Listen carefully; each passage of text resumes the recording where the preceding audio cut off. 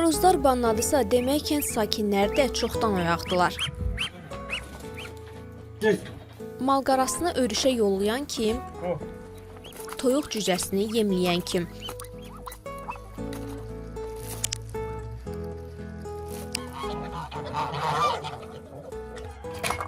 Təndir də qalanıb, birazdan çörək bişiriləcək. Səhər 6-dan dururam, xəmirimi yoğururam.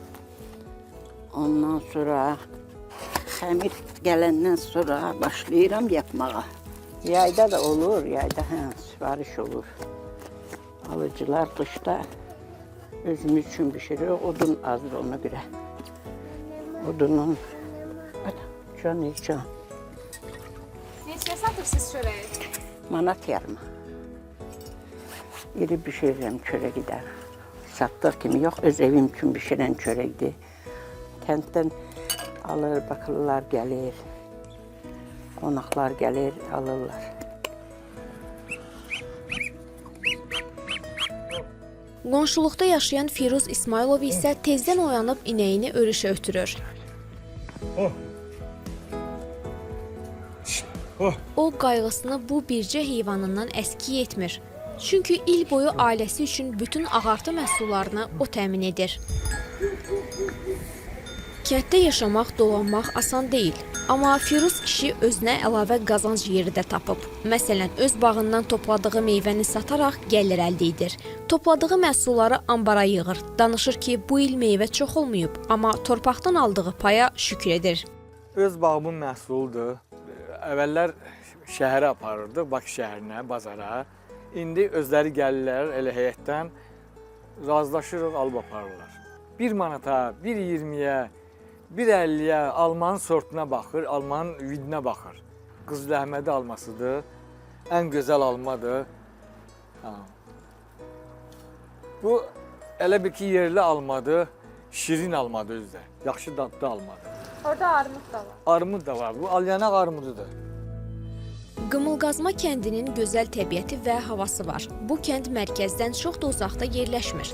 Turistlər bura daha çox yayda gəlirlər. Kənd sakinləri evlərini onlara kirayə verərək də qazanc əldə edirlər. Yay-qış mövsümündə gəlirimiz ondandır. Gələnlər də çoxdur, turizmlə əlaqədardır. Bu zona turizmlə əlaqədardır. Gələn də çoxdur, yayda da, qışda da. Qışda biraz zəif olur. Yayda nisbətən yaxşıdır. Qiymətlər də münasib eləyirik də, gəlsin cəmaat.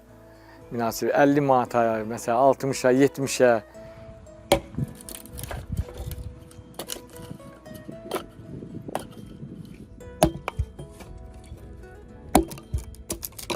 Ağakişi İsmailov isə kəndin ən yaşlı sakinlərindəndir. Yaşı 80-i ötsə də gücünü itirməyib. Üzündəki dərin qırışlar zamanın izlərini, əllərinin gücü isə illərin zəhmətini daşıyır. Mən də 82 yaşım olacaq indi.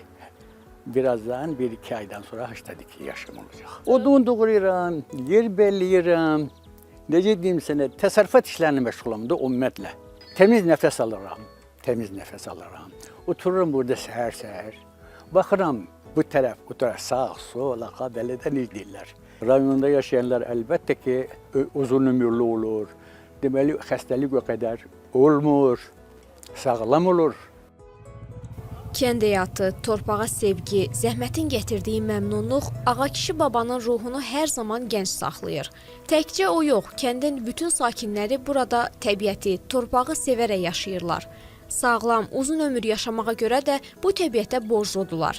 Bu kənddə hər səhər yeni başlanğıcla açılır, hər axşam isə şükürlə sonlanır.